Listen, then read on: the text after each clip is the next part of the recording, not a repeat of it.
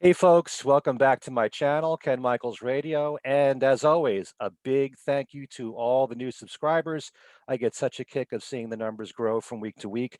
Thanks to all of you who have joined me in all the interviews that I've been doing with people in the Beatle world. And that's what I love doing here on my channel. I interview people like musicians, authors, podcasters, people who have YouTube channels. And that's certainly the case with my guest this time out.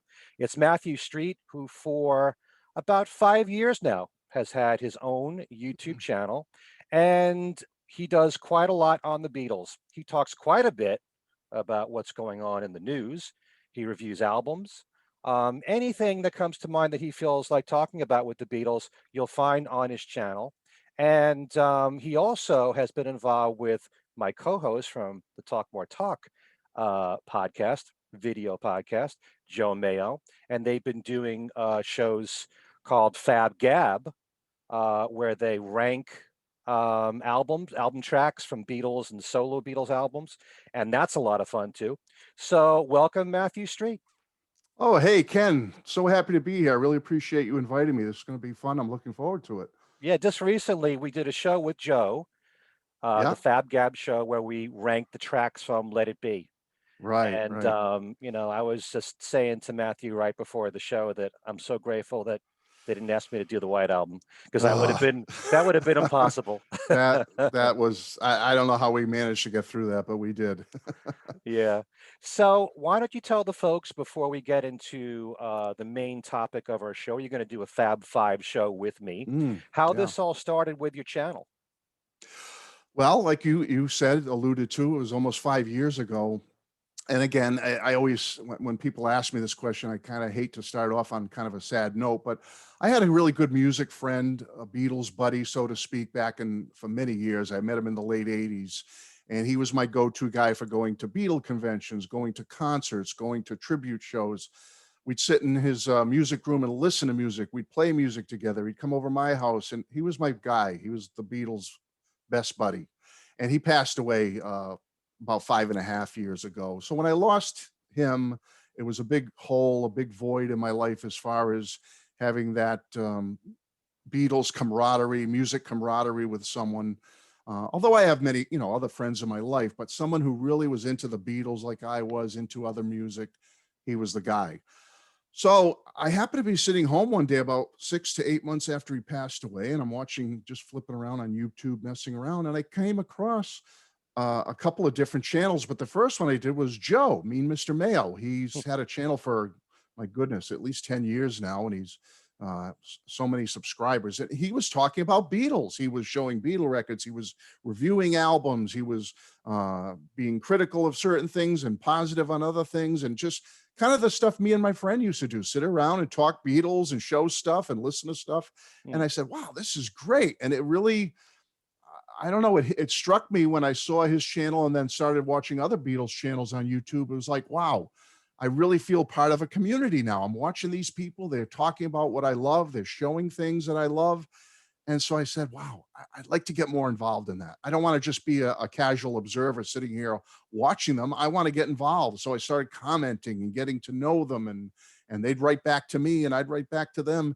And before you knew it, I finally got up the nerve because I got to admit, I was a little nervous starting this up. I think my first couple of videos, I looked like a deer in the headlights, like, "Arr." But you get used to it after a while. But I finally said, I'm going to start my own channel. I think I have something to say, some things to show, and I'd like to meet some new people and have people enjoy uh, the things I enjoy: Beatles, solo Beatles, other music. And that's how it started, Ken. That was That's the beginning. that's great. And what's wonderful about YouTube channels and podcast shows is that anybody can do them. Mm, And you can find people out there that you can relate to, where you share the same opinions in some ways, or they could shed some light or insight on the music that you hadn't thought about before. And that's what exactly. I enjoy. I could spend 24 hours a day just listening to podcast shows. We don't all have that amount of Right. time, but Yeah. we all have to feel grateful, as I do and you do, Yeah. that we have the audience that we do. Oh, absolutely. And like you were just saying, I've learned so much. Like people will turn me on to things like, "Hey, did you hear this is coming out?" Or, "Hey, do you know there's a new colored vinyl of this?" And Mm. just the news we're able to get and share with each other, and you pick up on things, and somebody will show something, you go, "Oh my goodness, I've never seen that before. Where did you get that?" "Oh, you just order it here." Okay, I'm all over that, so yeah, the learning, the education, the finding new things, sharing with others things you found, it's so much fun. Okay, before we get to our Fab Five, there's a couple things I want to just bring up because I Sure. watched your recent video where you reviewed McCartney 321, Oh, and I yeah, yeah. really enjoyed what you had to say. And in so many ways, it kind of mirrored what I've been saying. But you said one particular thing, which has been kind of almost a mantra for me Mhm. in all my years in radio and doing radio shows. And the major complaint that I had about it, and for the most part I loved it, but it didn't go that heavily into the solo career of Mm, McCartney. And you're talking about a guy that's got 6 decades of music here, and most of it was about 1 decade. And you said right. that's 1/6 of his career. And Yeah. I've been saying words similar to that, like, the Beatles story is 20 chapters long, and the Beatles as a group take up chapters 1 through 3, you know? Exactly. And Yeah. the only way that you can ever get to know an artist really and appreciate them is by studying certainly an iconic person like this who's had this kind of longevity, is to know all or most of it. And when so Exactly. much is focused on one particular period, that's a very warped view of an artist's career, as great Mhm. as the Beatles were. So Right. I applaud you for that comment that you Oh, made. But thanks. overall, what was your impression of it? Well, as you said, I thought it was great. I mean, I thought it was shot well. I thought the vibe, with the black and white was, being in that kind of darkened studio, I thought that was fabulous. And I totally understand. I totally get it that, Paul's going to tell some of the same old stories that true, big fans like us have heard over and over again. But I understand there's casual people watching this. It's not just for the hardcore people like us watching it. So I understood that there's going to be a few nuggets, little stories he told, and there's going to be some stories that, okay, we've heard before, same old, but that's okay. I get it. It's for all the consumers, not just me. Hmm, And as far as what you said about his career, one thing I did say in the video was I wasn't expecting it to be even. I think I don't have the numbers in front of me, but I think I did actually count when I did my video. There was 40 something Beatles songs referenced or talked about, or, just they were there. hmm, Solo Paul was maybe five, maybe six. I forget what the number right, was when I finally counted it out. I I'm not saying it had to be 40 and 40 or 25 and 25 hmm, solo songs, but I just thought if they just added maybe 5 or 6 more little featurettes on some solo material after 1980. 40 right, years almost were totally ignored. I mean, like I said, it didn't have to be 3 episodes on it, but how about hmm, just pick a song from New, take a song from Chaos and Creation, take a right. song from Memory Almost Full, or even come up to the new McCartney 3 and cherry pick one that he could have talked about a little bit. I wasn't asking for much, but just thought if they added 4 or 5 more references to newer songs within the last 40 years or so, it would have made the special that much more satisfying for me. Yeah. And as someone who's had a career in radio, and I find it sometimes extremely frustrating to deal with the formats of radio and the limitations and how strict playlists are, especially when Right. it comes to older music. If you follow classic rock radio, when it comes to McCartney, they'll play Ben on the Run, Maybe I'm Amazed, Jet, Live and Let Die, and not much else. You'd never know that Paul released anything after 1973, after Right, Ben on exactly. the Run. And on this Exactly. special, you'd never know that he did anything after 1980. And it's Mhm. crazy. It really is Yeah, crazy. You right. know, if he And did a like I said, couple of just songs. a little taste. Yeah, just a little taste after 1980 would have been nice. I wasn't asking for, hours and hours of material, but just a few little nuggets would have been nice, I think. Right, just to acknowledge it. Right. Mhm. All right, one more thing, real quick. I want to applaud you also for a show that you just did on Johnny A. Oh, Johnny A. Yeah, I love actually Johnny saw A. him. Yeah, this is a guitarist that I saw in concert for the first time. This is, well, before COVID. And he was opening for Kasim Sultan. And I saw him in Ah, Connecticut. So I never knew anything about him. I was blown away by his guitar playing. Yeah. And you were really raving about him. And Oh, yeah. Yeah. Love Johnny A. I've seen him live several times. It's been a few years since I have, but I am getting tickets to his fall tour coming up with From A to Beatles. He's going to be doing this new project called From A to Beatles, where he's going to be reimagining Beatles classics in an instrumental setting with himself as the main voice on mm, guitar. And then he's got some backing musicians on rhythm guitar, bass, and drums. I think it's going to be fabulous. And as a Beatle fan, I'm really excited about. I'm hoping they record too. I'm hoping they produce some music together. But yeah, he's just amazing to me. To me, he's one of the best instrumental guitarists I've ever heard. yeah, Just it was just him alone, nobody else, but oh all wow, kinds of yeah, effects that he had with his amplifier and what he did with his guitar. yeah, In fact, one person wrote into your YouTube page and made a comment, which I said, yeah, I really get that, because he kind of sounds like Sleepwalk from Santo and Johnny. It has that kind of effect. yeah. When he does, especially when he does "Yes It Is," yeah, Yeah, on his first solo album, yeah, absolutely. It definitely has that vibe to it. But in a but brought up to today, it's really, mm, it sounds fresh and new, but yeah, right, it has that retro Santo and Johnny sound to it, which I really enjoy. yeah, Yeah, and yeah, and he's I love fabulous.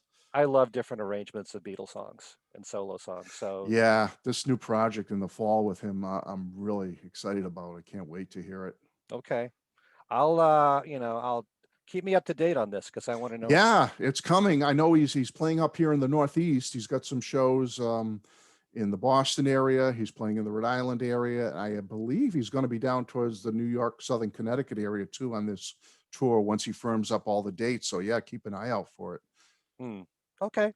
From A to Beatles, and it's going to be really cool if you're a Beatle fan. Yeah, and he has his own website, which is what, johnnyaa.com? Yeah, johnnyaa.com. It's all the information's there, all the tour dates. Mhm. Okay, very cool.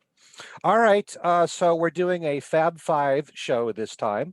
This is Yeah. when I ask my guests to pick 5 albums, one Beatles album, one from each solo Beatle, that happen to be the albums that you're listening to at the moment, your go-to albums. Mhm. And as I like to say every time I introduce this concept, I'm not saying this is your favorite album. I'm not saying this is what you consider their best album. It's just right now, 2021, what do you feel like listening to and why? So Mm. why don't we start with you and we'll do George first. George first. Okay.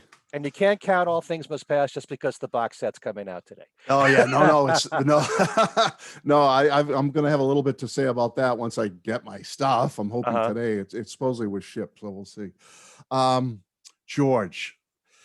Well, I'll go. Let me go back a little bit before I reveal what it is. High school years. We all go through those awkward high school years, whether you were popular or you thought you were unpopular, whatever. But senior year in high school, I went through a lot of stress, like many of us do. You're dealing with boyfriend, girlfriend stuff. Me and a girlfriend broke up at the middle of the year. When you're 17, 18, it's devastating, life altering. You think it's the end of the world. And I had signed up to join the military at that time. So I knew after graduation I was going in the service. I knew I was going to be overseas. I mean, a lot of stress, dealing with parental issues and all that stuff. But in March of 1979, this album came out that really helped me. And to this day, when I'm ever under stressful situations or I need to relax and de stress, I go for the George Harrison album from 1979. Mm, And this is my go to lately. Not, I don't want to, alarm anybody. I'm not going through any, thing really major right now, but, going through some stressful stuff now in my personal life. I have my father's going to be 91 this month. So we care for him and we have other things going on, nothing too heavy, just life in general. But lately I've been really going to this album a lot because it helps me through times when your brain is racing and you can't get to sleep at night because you're thinking about a million different things you have to do in life, and this is happening, I gotta get this done, I have to do that, and what about this? And this is the album I can put on and it just chills me right out. It just relaxes me, it calms me, mm. it's soothing. I can get away from it all for a while when I put this on and sit down in my little music room and just put my head back, maybe with an adult beverage, maybe not, depends. But I always come back to this when it's needed. and I got away from it for a while, but lately I've been playing this a lot. I've been taking it in the car with me, and there's pop on here. It's not, I don't want to say it's not all doom and gloom, folks. This is one of the most fun poppy commercial George albums, in my opinion. It's just got Mm. some great material on here. The ballads are beautiful, the love songs are beautiful, the pop material like Blow Away and Love Comes to Everyone are beautiful. But there's just a vibe to this album that calms me and makes me feel good. And lately I've been going to it. Yeah, 1979. there's something about George's music in general, the fact that a lot of it is so spiritual that, in Right. times when you are feeling stress, it really does soothe you. And I Oh can my. understand what you're going through there. And you were just telling me before we started this show that you love ballads a lot. You can't get two ballads back to back that are better than Dark Sweet Lady and Your Love Is Forever. Oh, beautiful songs. Yeah. Yeah. Two of And my that favorites. that guitar solo, that acoustic guitar solo in Dark Sweet Lady is so gorgeous. And the Mm, use of the harp in that song and oh yeah. yeah. And Well, yeah, go ahead. no, I was saying two out of all the solo Beatles material, I would say those two could be probably in my top 10 of favorite ballads. Mm, Love ballads by solo Beatles. Those two songs are fabulous. Yeah. Yeah. And they take me right back to different periods of my life, starting from when the album came out up through today. It brings you to those moments when you really, I have a lot. I love my wife, for example, yes, I love her so much. She's a great woman, and she's the rock of our family. And yeah, I listen to songs like those too, and it really makes you appreciate what you have. So right. And also when there are times when you're really down on yourself and you're going through tough times, not only the yeah. song, but the lyrics of If You Believe mean Oh everything to yeah, me. yeah. The problems that other people in your life can cause for you, can create Hmm. for you, and you just got to believe in yourself to get through it. And Yeah, you need more songs like that in the world. yeah. Just so uplifting, as you said. George's catalog is like that. You were mentioning earlier how Uh, several of his albums I could have, put in the spot of this one. Living in the Material World is an album that does that for me also. Really, brings me to that place that I need to be sometimes. But yeah, right now it's been this one. Okay, very good. One quick question: what did you think of George's arrangement of Not Guilty when Um, when comparing it to the Beatles yeah, version? I think at the time, if I remember when I was in high school and it came out, I hadn't heard the Beatles version yet. I don't believe I didn't have a lot of bootlegs then. This is the late 70s, and I had a Hmm. few, but I don't think I had heard that at the time. So I've always loved the one on this album because it's kind of like the first one, excuse me, first one I heard. But hearing the Beatles version, I wish the Beatles had done a fully produced, completed version of that, excuse me, that rock and roll version. Hmm. Sorry, That's okay. frog in my throat, folks. But no, I love this version probably a little better. Yeah, you and I are in agreement. I was brought up on that version first, and I think it's more fully realized as a song, and it kind of works very well in a light jazz arrangement. But I do love the Beatles version. It's just that I wish Mm. that there was more that George did than the same guitar lick over and over, Oh, right, right. da Yeah, da da da exactly. da, over and Yeah, over I wish for, they had fully realized it as a band. I think it would have been amazing. Hmm. Yeah, okay. Why don't we move on to John? John, okay, let's see. Well, this album, back when it first came out, I didn't really appreciate it. I kind of was like, I never liked the original production on it. I thought it was lousy, and it took a long, I shouldn't say lousy, the production was lousy. So I didn't go to it much. I didn't listen to it much. And that's the rock and roll album. Hmm. I didn't really care for it. I just thought it was overblown, and it just a lot of wall of noise. And I didn't really get into it that much back in the day. And it took a long time. I remember I got the original CD, I think came out in the late 80s, and still had that same kind of, to me, overblown sound. But then in 2004, this remix remaster came out, Mhm. and I started to gain a new appreciation for it. The vibe of this was just so much better, so much back to earth, and just more um what's the word for it? Just less produced, just more organic sounding. I mean, Uh-huh. it still has the obviously the instrumentation and the original production is there in the background, but a little more organic, a little more rootsy, a little more accessible to me anyway. So I really started to turn in favor of this album around the mid 2000s when this remix came out. But then when I really started getting back into this and started this becoming an album now, which I've been pulling out a lot lately and really getting into, is I got really excited when the Gimme Some Truth set came out Mm, not too long ago. yeah. And when I heard the remixes of Angel Baby and Stand By Me on that, they blew me away. I was knocked out by them. I'm like, oh my goodness.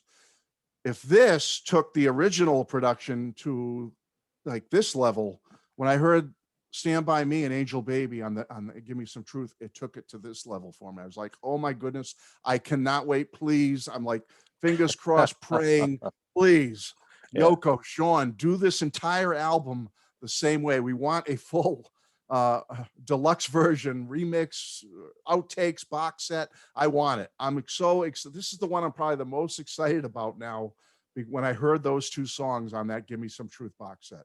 And Mm. I said, please, let's have it. Because if they do the whole entire album in that manner, I'm just going to be over the moon and listening to this nonstop. And I've been getting into the remix a lot lately, maybe kind of in preparation for that, hoping that it's coming down the road fairly soon. Mm. While I'm still here, please.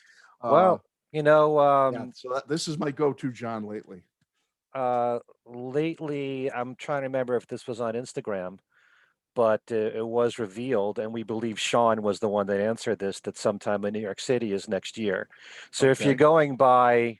anniversaries and everything, you got to Yeah. wait till It's 2025. and I can wait. I'll wait, but I'm just so excited about it. Like I said, when I heard those two songs on that box set, I was like, "Oh boy."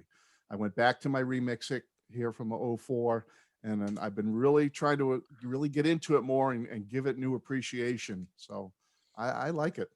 You know, with Sean and Yoko, it's very obvious with the Give Me Some Truth compilation and also the Plastic Ono Band and Imagine archival box sets that they want John's vocals to be pushed up Oh even yeah. more.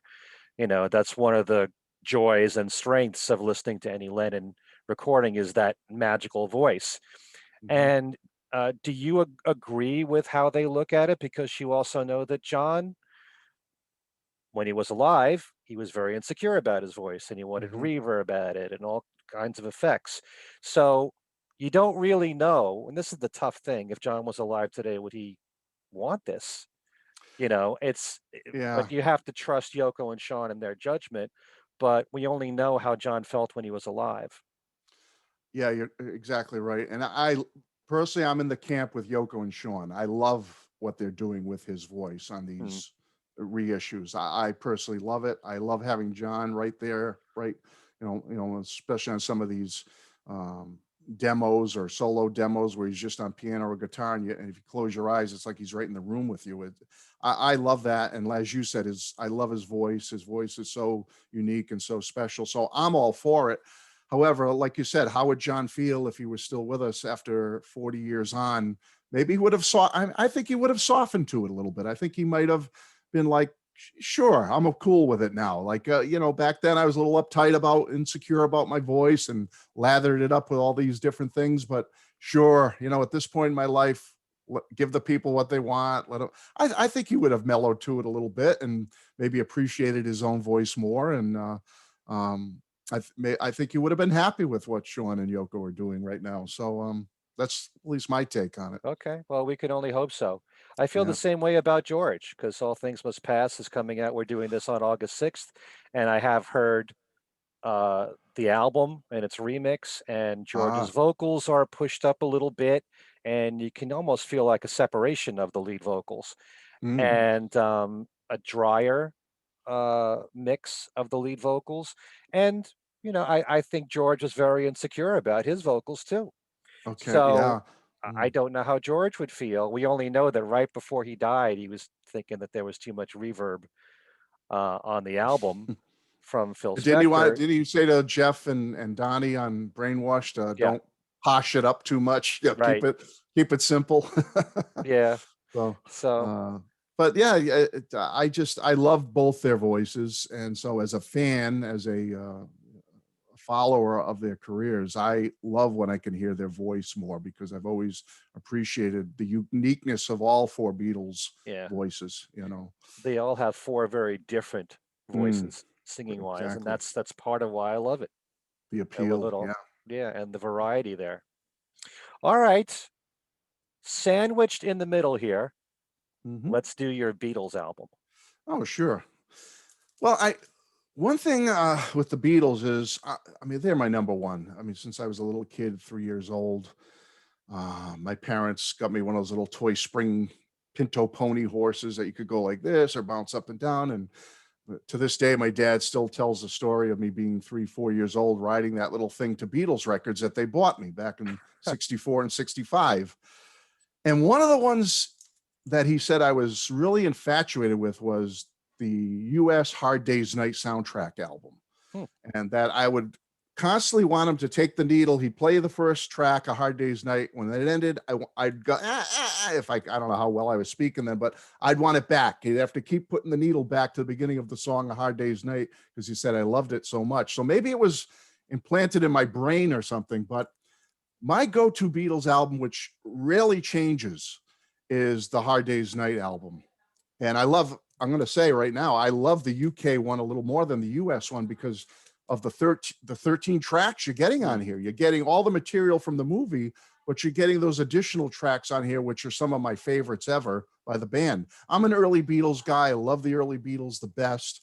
So this is an album I never get away from. I'll go for spans of time where I will not regularly listen to the Beatles per se. Solo Beatles, I'm listening to all the time. There's so much to Hmm. dive into. It's so diverse. It's so massive. Their catalog of all four of them. But the Beatles themselves, I get away from it sometimes. I have to put it to the side and not listen as much. But one that I never really have too far away from me is this album right here. I love it in mono. I love it in stereo. To me, it has the best of everything. I'm a rock and roll guy, but I love power pop, which Uh-huh. you may have heard of when you watch my channel. I'm a power pop guy. And this has it. This to me is like the foundation, the roots of that power pop sound with George's Rickenbacker 12 string. That's the basis of everything power pop that came after up till today has that jangly 12 string Rickenbacker in it. And it all started here for me and with the Birds too a little later on. Um, so I love this album. I never get away from it. It's all Lennon McCartney, 13 fabulous tracks. This is always my go-to Beatles album right here. Much is said about the fact that if you go by the British albums, that was the first album where it was all original tunes. Mm. So, are you attached in any way to the American albums that came out to this day, or do you just always go to the British ones now? No, I have to be honest with you. This one I go to. This is probably out of all the UK albums, this is probably my favorite one. But I'm a US albums guy. I'm going to admit it right here. I respect and adore the British catalog. I have it obviously, and I do listen to them on occasion. And I love some of the covers on the British albums better than the US releases. But I'm a US albums guy. I admit it. I grew up with the US albums. I got them almost all of them in real time from my parents, and so they hold a special place in my heart. I like the U.S. Hard Day's Night because it's a soundtrack album, and I love having that instrumental music on it. Yeah. And I love having the instrumental music on the Help soundtrack U.S. because they're soundtrack albums. But I love the British versions because you're getting more material, you're getting more Mm. Beatles songs on them. But yeah, I'm a US guy. Joe and I, as a matter of fact, just did a Fab Gab about the US albums and our appreciation for them. And yeah, they're always going to be number one in my heart, even though I know that, I'm a dinosaur where us original fans are getting older now. So the US albums aren't as prominent and as respected as they once were back several decades ago when they were the main thing for people like me. But I respect that the younger people coming up today, the new fans that are getting turned on to the Beatles, I get it. I understand it. They're going to be turned on to these UK albums the way the Beatles wanted them, and that's what's going to be their foundation. I think you'd be surprised. I just did two Fab Five shows in a row where Mhm. my guest picked the American Rubber Soul. Oh, okay. Yeah, that's surprising. And one of them was, very young, Hudson Ranny, Oh, yeah, I know. and Yeah, yeah, it just surprises me that they even know the American albums, yeah, yeah. so I feel Uh, great uh, about that. yeah, if they're heavily into the Beatles and they're really getting into all the different nuances and aspects of their career, then yeah, I could see a younger person seeking out Canadian releases, American releases, Australian different cover releases, German covers. I Right. could see them getting into the collectability. I have to tell you, I almost you mentioned that somebody picked the American Rubber Soul. I don't say I was going to pick that one, but I was almost leaning towards Beatles 6 or the Beatles second album, which are two of my favorites of all Mm. time on the US end of it. But I said, you know what? No, I want to go with the main. What's the main UK album that's my go-to, the one that, internationally most people would be aware of. So that's why I went with this one, because this is a big one for me. But I came very close to picking a US album for you. Mm. It's kind of funny, I mean, I always go to the UK albums, and like you, I listen to the solo music so much more than their Yes, group recordings, just absolutely. because there's so much more of it, you know. Mhm. But it is a little surprising to me that I do miss the instrumental stuff on A Hard Day's Night and Help when I haven't heard it Yeah. for a very long time, especially the George Martin uh, scores for Oh, This yeah. Boy, for example, It's or like you're revisiting an old friend when you haven't listened to them for a while. You put them on, you go, "Oh yeah, those are really good." yeah. And when I listen to A Hard Day's Night, the British one, it's just full of so much energy. Oh, All these great songs that are roughly 2.5 minutes long. mhm. And every one of them is a winner to me, Ugh, packed with so much great melodies, great harmonies. the rock and roll is Um, great. The ballads are fabulous. You yeah, can't go wrong with it. it's tough to top If I Fell and I Love Her. Oh, So unbelievable. yeah, it's definitely a great album. I'm Mhm. happy to see you pick an early one because most people would pick the later, I think. But Yeah, and I love all aspects of their career, but yeah, since I was a little kid, I've always been an early Beatles guy. I've just always loved the mop tops and the suits and the boots and that's just always been my thing from when I was a little kid. hmm. All right, why don't we try Ringo now? Ringo. Okay. Well, Ringo is the one I talked to you, I think, a little bit about off camera.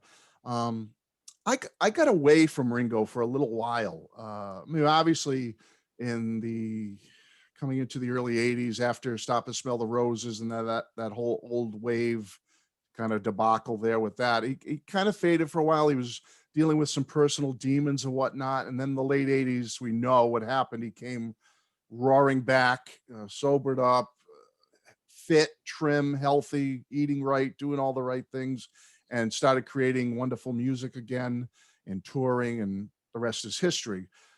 So he went on a tear for me. I was all about Ringo from Time Takes Time, which is one of my favorite Ringo albums. It's probably always in my top three somewhere. Time Takes Time. Then he comes out with Vertical Man like 6 years later, which I loved. Ringo Rama. And then even Choose Love, I enjoyed on some level. Not as much as some of those earlier ones I just mentioned, but I really liked Choose Love. But then something happened when Liverpool 8 came out. I I I liked it. It was okay, but I think I listened to it a little bit and then I kind of put it aside. I was like, yeah, I got kind of off Ringo for a while. I put Ringo aside. And there was a string of three or so albums in 2010 when he put out Why Not? Didn't get it. Ringo 2012, I didn't pick it up.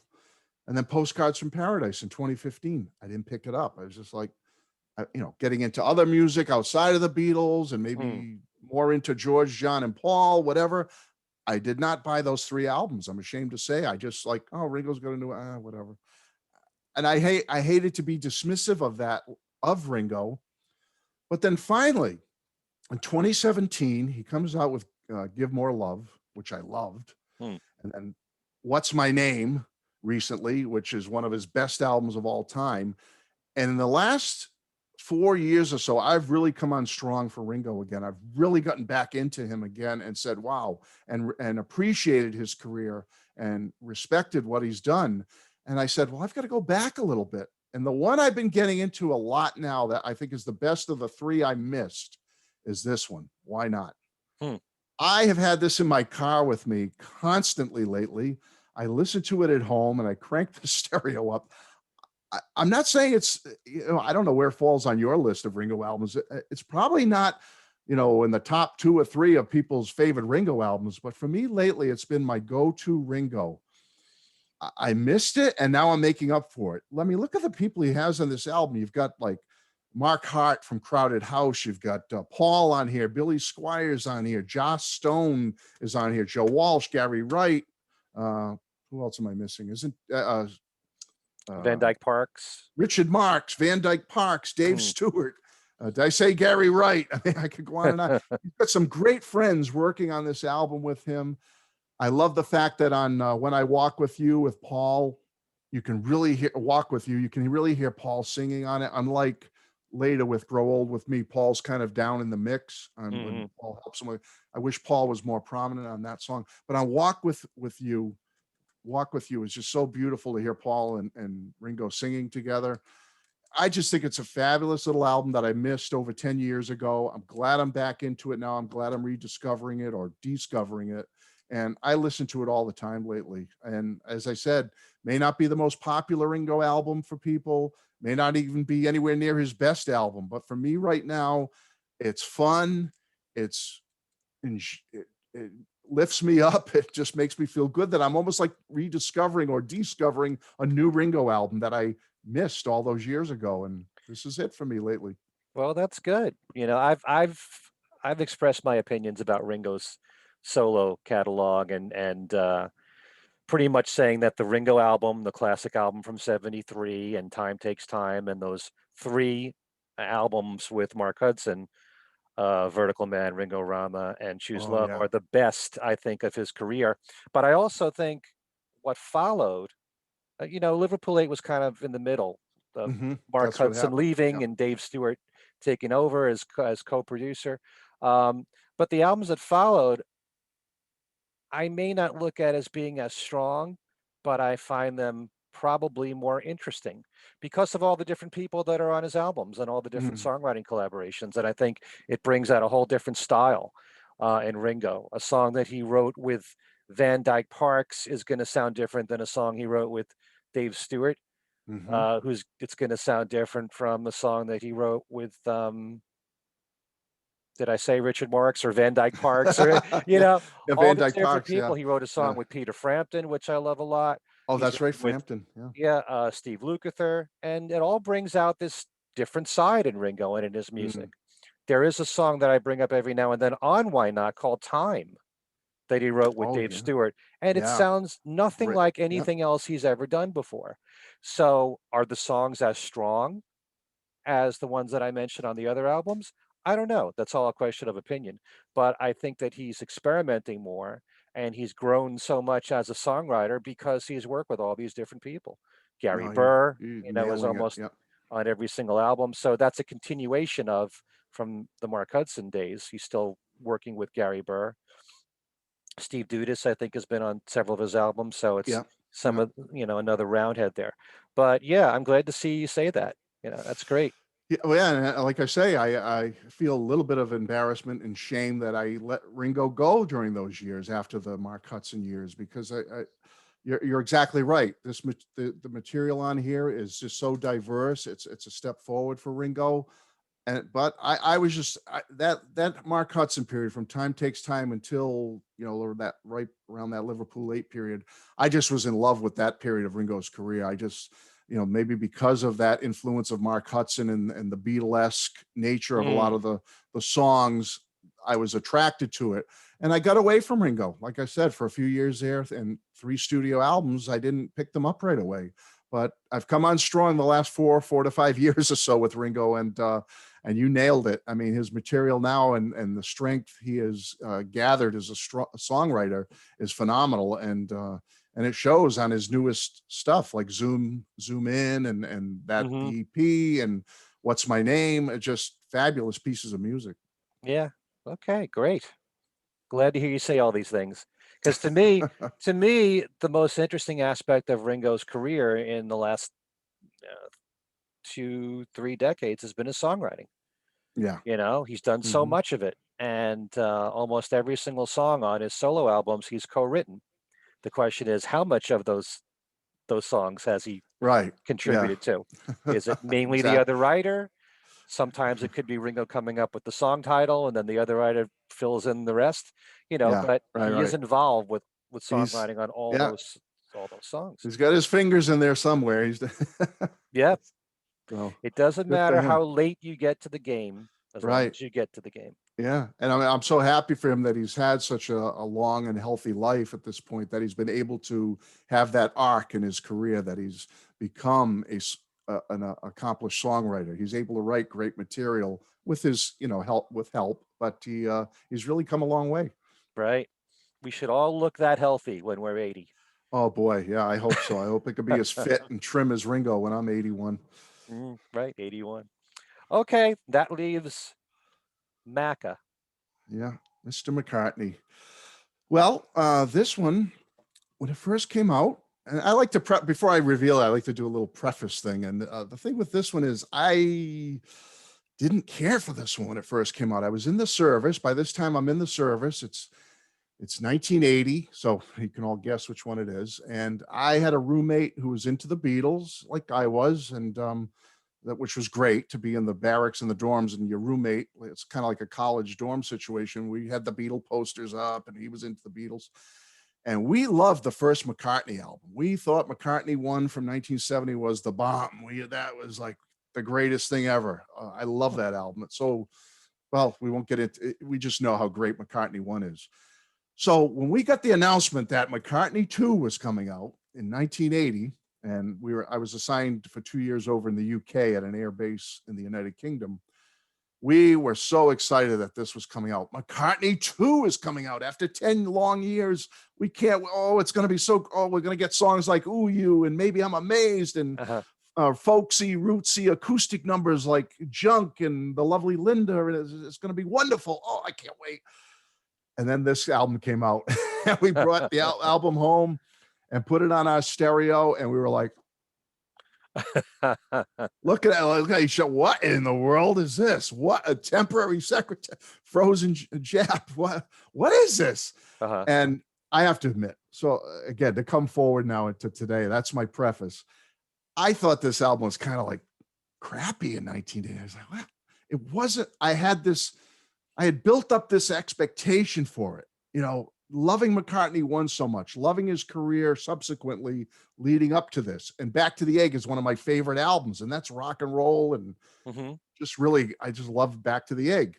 So when this came out, it took me aback. I was taken aback by it. It took me years for this to grow on me. But I think over time, and appreciating as music kind of caught up to this a little bit with more modern music and electronic music and experimental type music. And then Paul did the 3 Firemen albums, obviously, Right. which I enjoyed, and Twin Freaks. Right. We saw what was done with Twin Freaks. And even now with Macca 3 Reimagined, which isn't one of my favorite albums, but we'll get into that another day. But I do enjoy the Beck version of Find My Way, and that, that whole groove to it and everything. So over the years, I've grown to love McCartney 2. And now look back on it and see that, wow, at the time I thought, what in the world is this? But now I respect this album so much and I love it so much.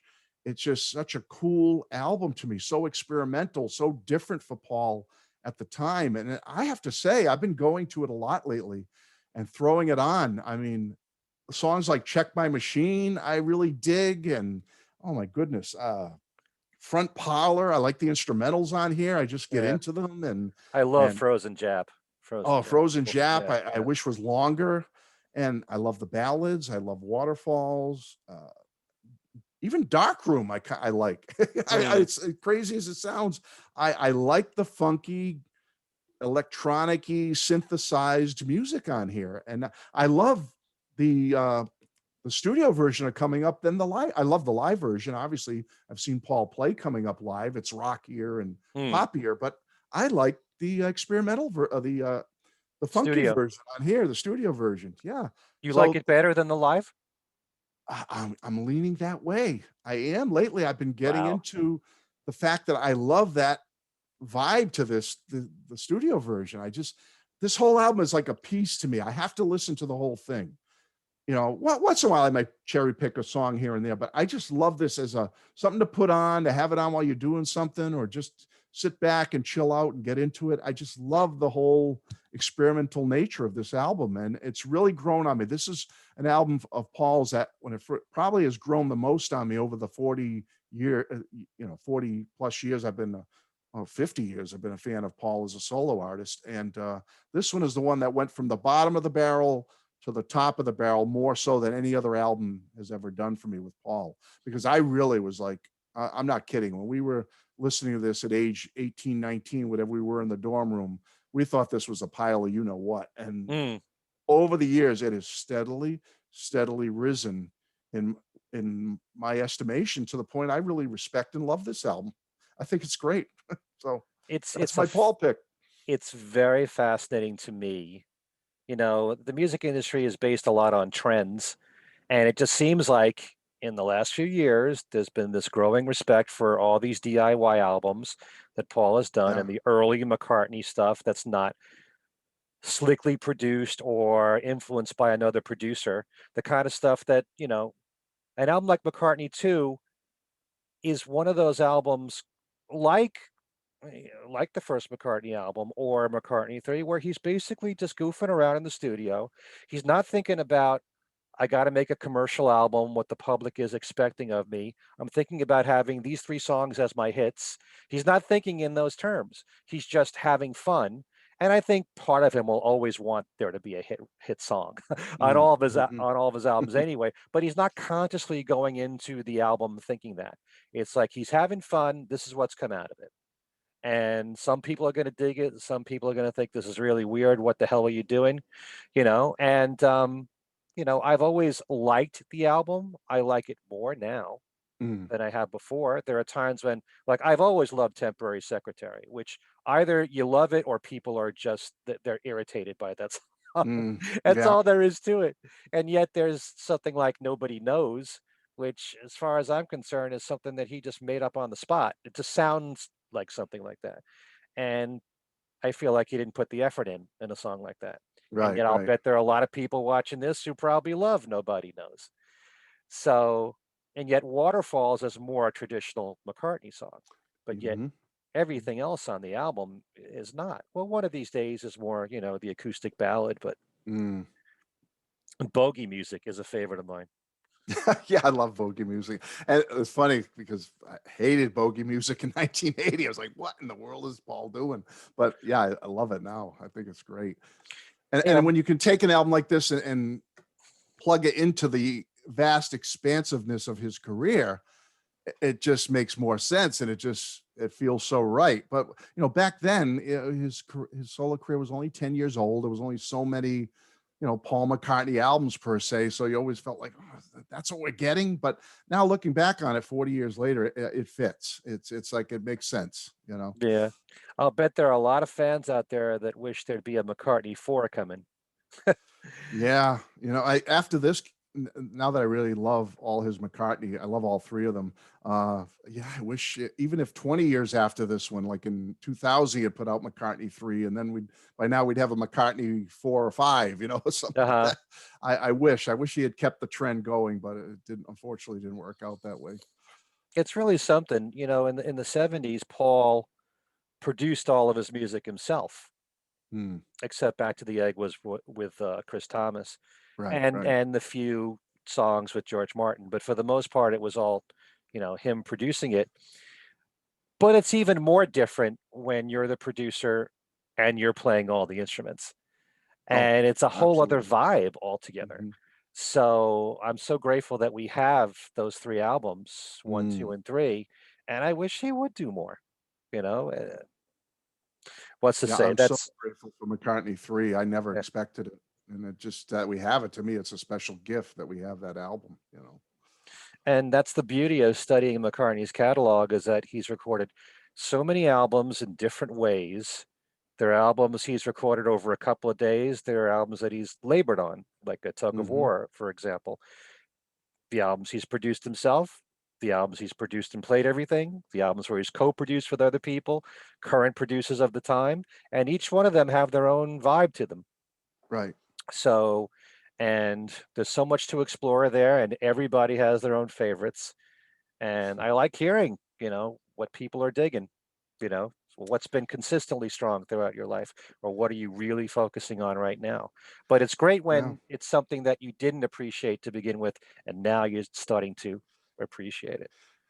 Yeah. It was a slow rise, a slow pot boiler, so to speak. But yeah, over 40 years, this album has become an album that I truly love. And lately, I've been listening to it a lot, and especially with this archive edition, where you have that bonus track. Because I love Blue Sway, I love the new Yeah. mix of Blue Sway, I love Check My Machine. I really dig having that second disc on here. So it's a treat.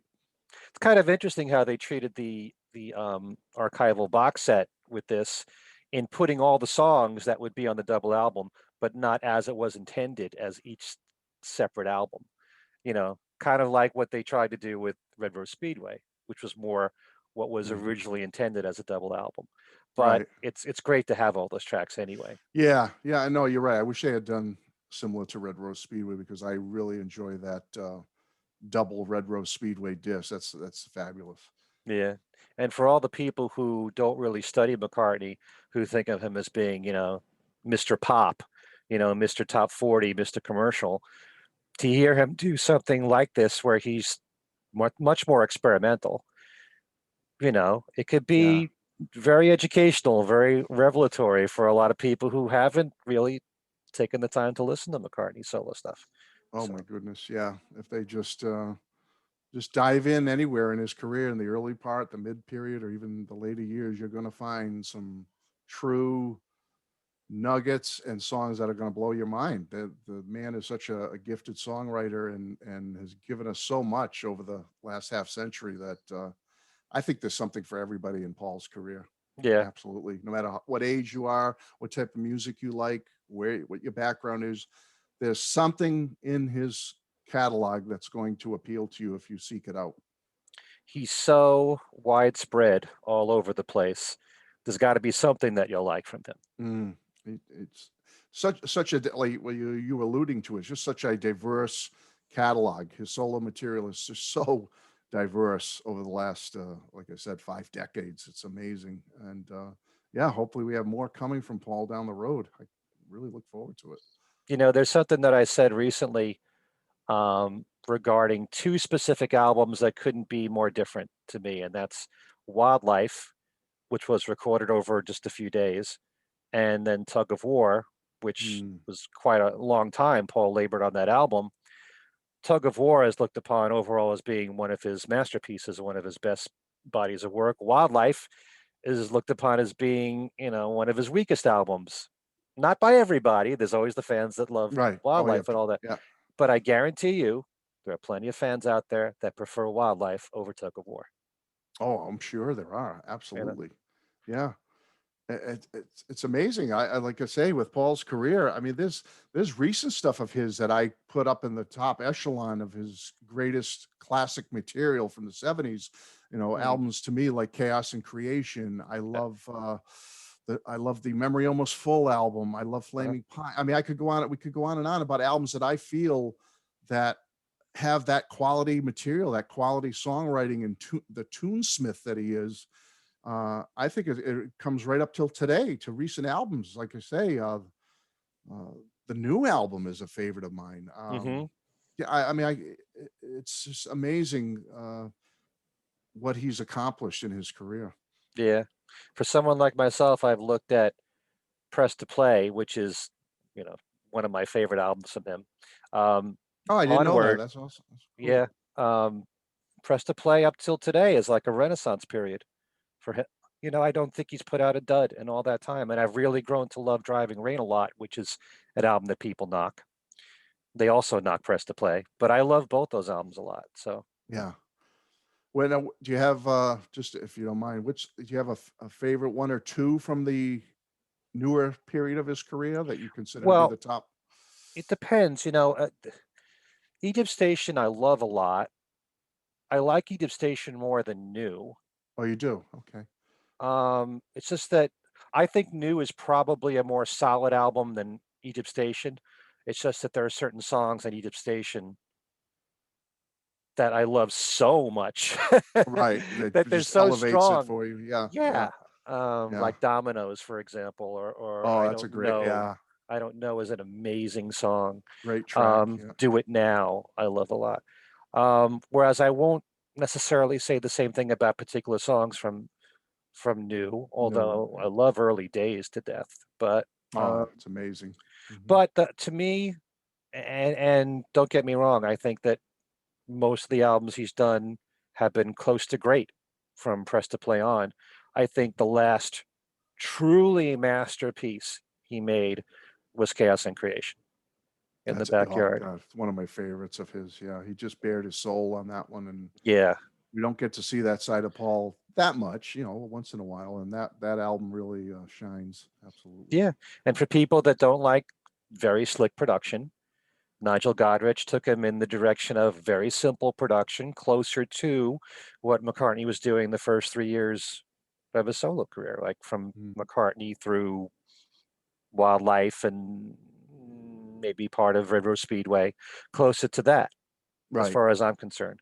Hmm. More organic sounding, you know, more And pure you're McCartney, exactly if you right, will. man. Which hadn't he hadn't really approached that realm in a while. Actually, So Flaming Pie is a lot like that, you think so? simpler. Yeah. Well, yeah. I don't know. I always thought Flaming Pie was more up, produced, more Beatleish, more, I don't know. Maybe I look at it from a different angle. I just always thought Flaming Pie had more of a production value to it than Chaos. But no, man, I could be Yeah, wrong. I think it's a simpler production.